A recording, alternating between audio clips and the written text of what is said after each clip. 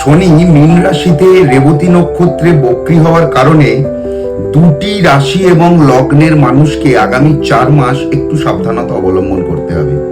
সেই দুটি রাশি এবং লগ্নের মানুষেরা হলেন, একটি কুম্ভ রাশি বা কুম্ভ লগ্নের মানুষ এবং দ্বিতীয়টি হলো বৃশ্চিক রাশি বা বৃশ্চিক লগ্নের মানুষ।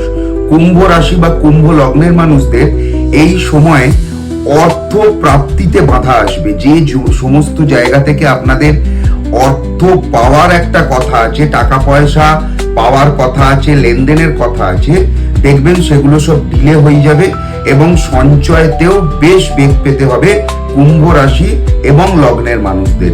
এবং বৃশ্চিক রাশি এবং বৃশ্চিক লগ্নের মানুষদের কিন্তু এই সময় খুব ভালোভাবে সিদ্ধান্ত নিয়ে আগামী দিনের কোনো পরিকল্পনা করতে হবে, কারণ এই মুহূর্তে আপনারা যে ধরনের থিঙ্কিং, যে ধরনের চিন্তা ভাবনা করবেন বা করছে, সেই মতো যদি আপনারা কাজকর্ম শুরু করেন তাহলে সেই কাজকর্মে কিন্তু আপনাদের বাধার সৃষ্টি হবে।